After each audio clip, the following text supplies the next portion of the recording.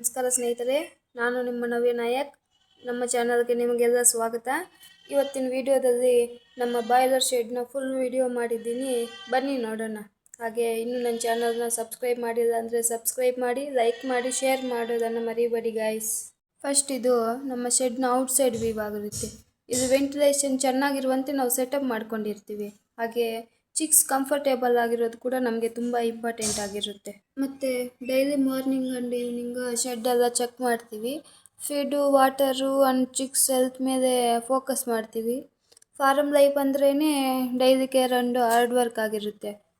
ಎಷ್ಟು ನಾವು hard work ಮಾಡ್ತೀವೋ ಅಷ್ಟು ಬೇಗ ನಮಗೆ ಸಕ್ಸಸ್ನ ರೀಚ್ ಆಗಬಹುದು ಅಂತೀನಿ ನಾನು. ಆದರೆ ಅದಕ್ಕಾಗಿ ನಮ್ಮ ಶೆಡ್ನ ಯಾವತ್ತೂ ನೀಟಾಗಿ ಮತ್ತು ಕ್ಲೀನಾಗಿ ಇಟ್ಕೊಳ್ಳೋದು ನಮ್ಮದು ಹ್ಯಾಬಿ ಆಗಿರುತ್ತೆ. ನಾವು ಎಷ್ಟು ನೀಟ್ ಆ್ಯಂಡ್ ಕ್ಲೀನಾಗಿ ಇಟ್ಕೊಳ್ತೀವೋ ಅಷ್ಟು ನಮಗೆ ಒಳ್ಳೆಯದೇ ಆಗಿರುತ್ತೆ. ಈಗ ನಾವು ಶೆಡ್ ಕಡೆ ಹೋಗೋಣ.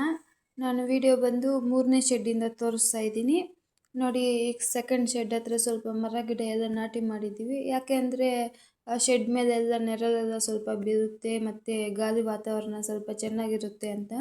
ಇದು 3ನೇ ಶೆಡ್ಡು.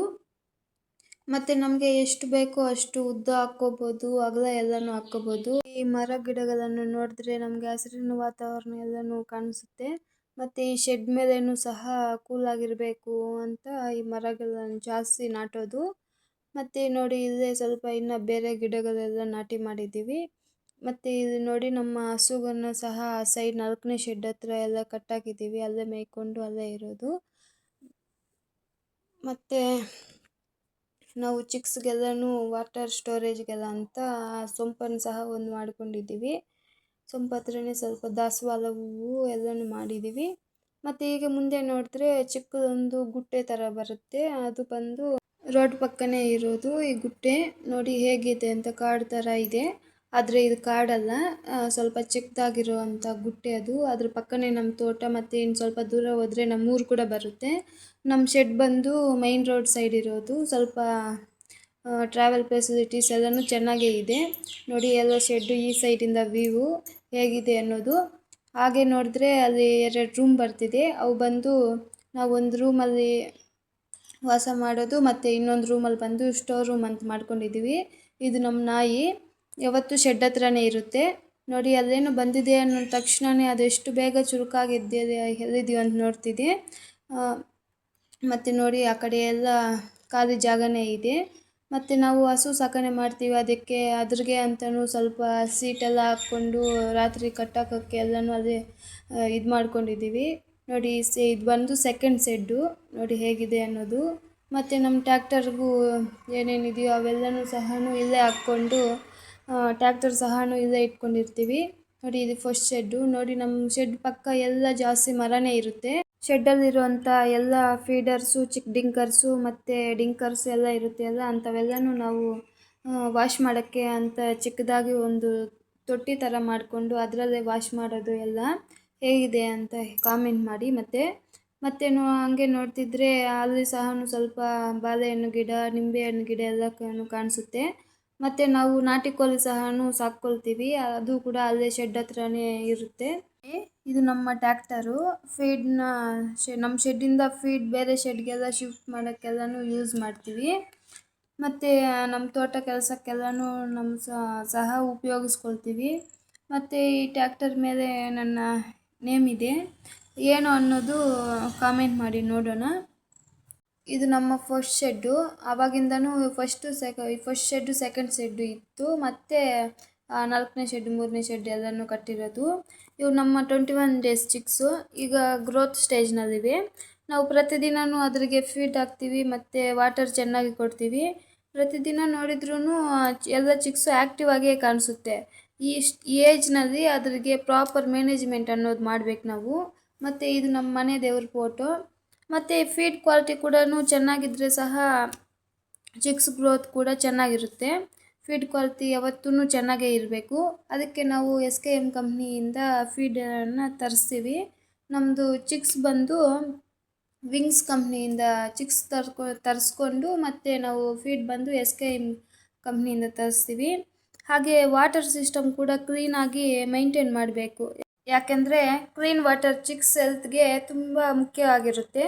ಮತ್ತು ನಾವು ವಾರಕ್ಕೊಂದ್ಸಲಿ ಟ್ಯಾಂಕನ್ನು ಕ್ಲೀನ್ ಮಾಡಿಕೊಂಡು ಬಾಕ್ಸ್ ಎಲ್ಲವನ್ನು ವಾಶ್ ಮಾಡಿಕೊಂಡು ಮತ್ತು ಪೈಪ್ಲೈನ್ ಎಲ್ಲನೂ ವಾಶ್ ಮಾಡ್ತೀವಿ. ಆಗಿದ್ದರೆ ಮಾತ್ರ ನಮಗೆ ಚಿಕ್ಸು ಚೆನ್ನಾಗಿ ಗ್ರೋತ್ ಆಗುತ್ತೆ, ವಾಟರ್ ಸಿಸ್ಟಮ್ ಕೂಡ ಚೆನ್ನಾಗಿ ಇರುತ್ತೆ. ಮತ್ತು ನೋಡಿ, ಆ ಪೈಪ್ಲೈನಲ್ಲಿ ಹೋಗಿ ನಿಪ್ಪಲ್ಸ್ ಅಂತಿರುತ್ತೆ ರೆಡ್ ಕಲರಲ್ಲಿ, ಅದರಲ್ಲೆಲ್ಲನೂ ಚಿಕ್ಸು ವಾಟರನ್ನು ಕುಡಿಯೋದು. ಮತ್ತು ಆ ರೆಡ್ ಕಲರಲ್ಲಿರೋದು ಫೀಡರ್ಸು. ಎಲ್ಲ ಚಿಕ್ಸ್ಗೂ ಫೀಡ್ ಸರಿಯಾಗಿ ಸೇರೋ ಥರ ನಾವು ಫೀಡರ್ಸ್ನ ಅರೇಂಜ್ ಮಾಡಿರ್ತೀವಿ. ಮತ್ತು ಫೀಡ್ ವೇಸ್ಟ್ ಆಗದಿರೋ ಸಹ ನಾವು ನೋಡ್ಕೊಳ್ತೀವಿ. ಮತ್ತು ವೇಸ್ಟ್ ಆಗಿರೋ ಫೀಡ್ ಏನು ಮಾಡ್ತೀವಿ ಅಂದರೆ, ಮತ್ತೆ ಅದನ್ನು ಎತ್ಕೊಂಡು ಹೋಗಿ ರೀಸೈಕ್ಲಿಂಗ್ ಮಾಡಿ ಮತ್ತೆ ನಾವು ಫೀಡನ್ನ ಮತ್ತೆ ಅದ್ರಿಗೆ ಸ್ವಲ್ಪ ಸ್ವಲ್ಪ ಹಾಕ್ಕೊಂಡು ಫೀಡನ್ನು ಮಿಕ್ಸ್ ಮಾಡಿಬಿಟ್ಟು ಹಾಕ್ಬಿಡ್ತೀವಿ ನಾವು ಅಷ್ಟೇ. ಮತ್ತು ನಾವು ಇದ್ರಿಗೆ ಅಂತ ಒಂದು ಶೆಡ್ಗೆ ಬಂದು 1000 ಲೀಟರ್ಸ್ದು ವಾಟರ್ ಒಂದು ಟ್ಯಾಂಕ್ನ ನಾವು ಇಟ್ಕೊಂಡಿರ್ತೀವಿ. ಮತ್ತು ಆ ಟ್ಯಾಂಕ್ನಲ್ಲಿ ಮೆಡಿಸಿನ್ಸು, ಟ್ಯಾಬ್ಲೆಟ್ಸು ಎಲ್ಲನೂ ಹಾಕೋದು ಎಲ್ಲ. ಮತ್ತು ಆ ಟ್ಯಾಂಕಿಂದ ಬಾಕ್ಸ್ಗೆ ಹೋಗಿ, ಬಾಕ್ಸಿಂದ ಮತ್ತೆ ಪೈಪ್ಲೈನ್ಗೆ ಹೋಗಿ ಮತ್ತೆ ಅವು ಕುಡಿಯೋದಾಗಿ ನಾವು ಯಾವತ್ತೂ ಸಹ ಕ್ಲೀನಾಗೆ ಇಟ್ಕೋಬೇಕು ವಾಟರ್ನ. ವಾಟರ್ ಸ್ಟೋರೇಜ್ ಹತ್ರ ನಾವು ಚೆನ್ನಾಗಿ ಕ್ಲೀನಾಗಿ ಇಟ್ಕೊಳ್ಳೋದು ಮುಖ್ಯ ಆಗಿರುತ್ತೆ ಅದಕ್ಕೆ. ನೋಡಿ, ಈಗ ಫಸ್ಟಿಂದನೂ ಲಾಸ್ಟ್ವರೆಗೂ ಹೇಗೆ ಮೇಂಟೈನ್ ಮಾಡಬೇಕು ಅನ್ನೋದು ಸಿಂಪಲ್ಲಾಗಿ ಹೇಳ್ತೀನಿ. ಫಸ್ಟು 1 to 7 ಡೇಸು ನಾವು ಫಸ್ಟ್ ಚಿಕ್ಸ್ ಬಂದಾಗ ಚಿಕ್ಸ್ಗೆ ವಾಟರು ಮತ್ತು ಫೀಡನ್ನ ನಾವು ಸರಿಯಾಗಿ ಕೊಡ್ತಾ ಇರಬೇಕು. ಮತ್ತು ಟೆಂಪ್ರೇಚರ್ ಎಷ್ಟಿದೆ ಏನು ಅನ್ನೋದು ನಾವು ಗಮನಿಸ್ಕೊಳ್ತಾ ಇರಬೇಕು. ಮತ್ತು ವೀಕಲ್ಲಿ ವ್ಯಾಕ್ಸಿನೇಷನ್ಸು ಮೇ ಬಿ 2-3 ಇರುತ್ತೆ. ಇಲ್ಲಾಂದರೆ ಅವ್ರು ಹಾಕಿದರೆ ಇರಲ್ಲ, ಇಲ್ಲಾಂದರೆ ನಾವು ವ್ಯಾಕ್ಸಿನ್ ಶೆಡ್ಡಲ್ಲಿ ನಾವು ಹಾಕ್ಕೋಬೇಕು. ಮತ್ತು ಚಿಕ್ಸು ಹೇಗೆ ಆ್ಯಕ್ಟಿವ್ ಆಗಿದೆಯಾ ಇಲ್ವಾ ಅನ್ನೋದು ನೋಡಿಕೊಂಡು ಲೆಗ್ ವೀಕ್ಸ್ ಏನಾದರೂ ಬಂದಿದೆಯಾ ಏನು ಅನ್ನೋದು ಸ್ವಲ್ಪ ಕೇರಿಂಗ್ ಮಾಡ್ತಾ ಇರಬೇಕು. ಮತ್ತು ಮಾರ್ಟಾಲಿಟಿ ಎಷ್ಟು ಬಂದಿದೆ ಏನು ಅನ್ನೋದೆಲ್ಲನೂ ನೋಡ್ತಾ ಇರಬೇಕು.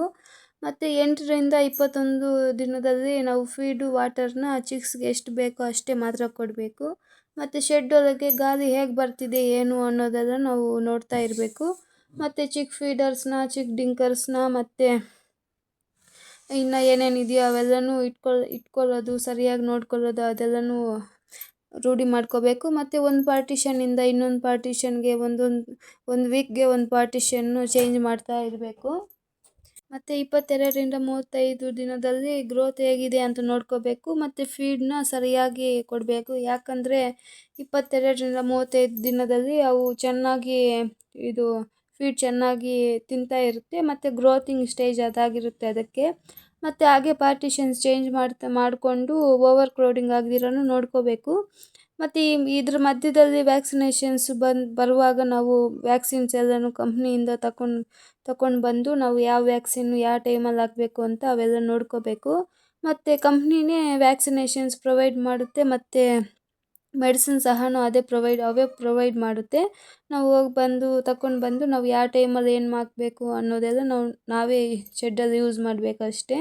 ಮತ್ತು ಡೈಲಿ ಸೂಪರ್ವೈಸರ್ ಅಂತ ಅವ್ರು ಬಂದು ವಿಸಿಟ್ ಮಾಡ್ತಾರೆ. ಮತ್ತು ಹೇಗೆ ಅನ್ನೋದು ಅವರು ನೋಡ್ತಾನೆ ಇರ್ತಾರೆ.